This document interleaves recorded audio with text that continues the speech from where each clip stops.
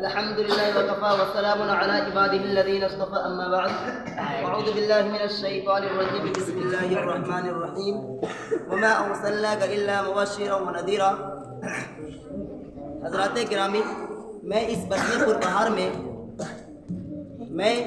پر بہار میں آپ کے نزدیک کچھ عرض کرنا چاہتا ہوں، اس امید کے ساتھ کہ میری باتوں کو بغور سنا جائے. جب اسلام فاران کی چوٹیوں سے پھیلنا شروع ہوا اور آپ صلی اللہ علیہ وسلم اپنی روشنی سے دنیا والوں کو منور کرنے لگے تو باطل پرستوں میں کھلبلی مچ گئی. راستے پر کانٹے بچھا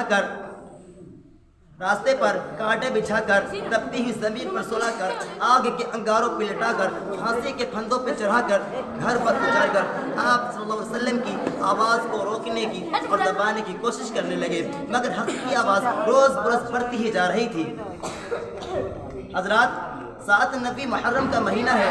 مکہ کے تمام لیڈروں نے مل کر ایک میٹنگ کی. ابو جہل نے پوری قوم کو للکارا اور کہا، ایک غیور عرب جس کو ہم بچہ کا کھیل سمجھ رہے ہیں، وہ آج ہمارے دین و عزت و آبرو کے لیے طوفان بن چکا ہے.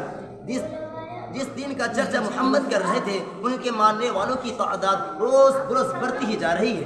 ہمارے خداؤں کی توہین کی جا رہی ہے، اسے جھٹلایا اور ڈھلایا جا رہا ہے. اس لیے عرب کے بہادر آگے بڑھو، ورنہ وہ دن دور نہیں کہ ہمیں اس مکہ سے نکلنا پڑے گا. ابو جہل کی تقریر نے پوری قوم کو گرما دیا. اس تقریر کا اثر سبھی کو ہوا. ابو جہل کی تقریر نے پوری قوم کو گرما دیا اور طرح طرح کی تدبیریں پیش کی گئی. بہت دیر کے بعد یہ ہولناک تدبیر پاس ہوئی کہ محمد اور ان کے ماننے والوں کا بالکل بائیکاٹ کر دیا جائے. ان سے خرید و فروخت، لین دین بالکل بند کر دیا جائے. چنانچہ ایک عہد نامہ لکھ کر خانہ کعبہ کی دیوار پر لٹکا دیا گیا. یہ پوری قوم کا فیصلہ تھا. اس کے خلاف کرنے کا کسی کو اختیار نہ تھا، کسی کی مجال نہ تھی. مسلمانوں کو شعب ابی طالب میں بند کر دیا گیا. مسلمانوں میں بچے، بوڑھے، جوان، عورتیں سب تھی. کھانے پینے کے سامان دھیرے دھیرے ختم ہو گئے. درختوں کے چھالے کھا کر کاٹے چبا کر دل کاٹنے لگے. صرف ایک دن کے لیے پابندی ایام حج میں ہٹا لی گئی. مسلمان گھاٹی سے باہر آ گئے. قدم لڑکھڑا رہے تھے، کپڑے پھٹ گئے، آنکھیں دھس گئی. قدم لڑکھڑا رہے تھے. پورے 3 سال کے بعد مسلمان گھاٹی سے باہر آ گئے. یہ دین ہم تک ایسا ہی نہیں پہنچا. اس دین کے خاطر صحابہ کرام نے بہت پریشانیاں برداشت کی. اس کے بعد یہ دین ہم تک پہنچا ہے.